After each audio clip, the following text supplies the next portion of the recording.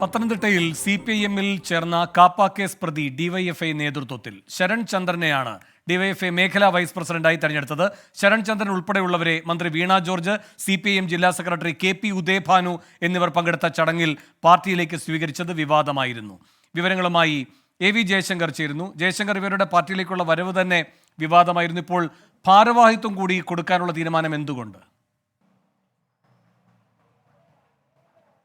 അതായത് RSSൽ നിന്നാണ് ഈ കപ്പ കേസ് പ്രതിയായ ശരത്ചന്ദ്രൻ ഉൾപ്പെടെയുള്ള ആളുകൾ CPM-ലേക്ക് എത്തുന്നത്. ഇത് വലിയ വിവാദമായിരുന്നു. മന്ത്രി വീണ ജോർജ് നേരിട്ടെത്തിയാണ് ഇവരെ പാർട്ടിയിലേക്ക് സ്വീകരിച്ചത്. ഇതിന് പിന്നാലെയാണ് ഇപ്പോൾ ഇവർക്ക് ഡിവൈഎഫ്ഐയിലും ഇവർക്ക് ഭാരവാഹിത്വം നൽകുന്നത്. മലയാളപ്പുഴ മേഖലാ ഭാരവാഹിയാണ് ഇദ്ദേഹത്തെ ഇന്നലെ കഴിഞ്ഞ ദിവസം ചേർന്ന സമ്മേളനത്തിൽ തിരഞ്ഞെടുക്കുന്നത്. എന്തായാലും ഈ ശരത്ചന്ദ്രനെ വൈസ് പ്രസിഡന്റായിക്കൊണ്ടാണ് ശരൺചന്ദ്രനെ നിലവിൽ തിരഞ്ഞെടുത്തിരിക്കുന്നത്.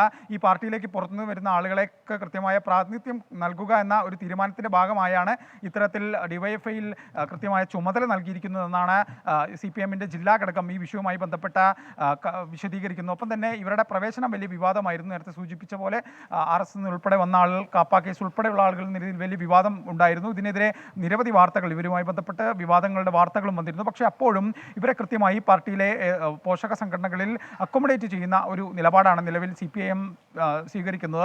ഇനിയും ഇത്തരത്തിൽ പാർട്ടിയിലേക്ക് വന്ന ആളുകൾക്ക് കൂടുതൽ പദവികൾ ജില്ലയ്ക്കുള്ളിൽ നൽകുന്നതിനുള്ള കാര്യം പാർട്ടിയുടെ പരിഗണനയിലാണ്. എന്തായാലും ഈ വിഷയവുമായി ബന്ധപ്പെട്ട് ഇനി മറ്റു തലത്തിൽ ഏതെങ്കിലും തരത്തിലുള്ള ഔദ്യോഗിക പ്രതികരണങ്ങൾക്ക് CPIM നേതൃത്വം തയ്യാറായിട്ടില്ല. എന്തായാലും ഡിവൈഎഫ്ഐയിൽ ഇത്തരത്തിൽ പുറത്തുനിന്ന് എത്തിയ RSS ഉൾപ്പെടെ എത്തിയ ആളുകൾക്ക് കൂടുതൽ പ്രാതിനിധ്യം നൽകാനുള്ള ഒരു തീരുമാനം പ്രാദേശികമായി പത്തനംതിട്ടയിൽ CPM നിലവിൽ സ്വീകരിച്ചിട്ടുണ്ട്. ഇതിൻ്റെ ഭാഗമായാണ് ഇത്തരത്തിൽ ഒരു തീരുമാനം. ശരി, AV ജയശങ്കറാണ് പത്തനംതിട്ടയിൽ നിന്ന് വിവരങ്ങൾ നൽകിയത്.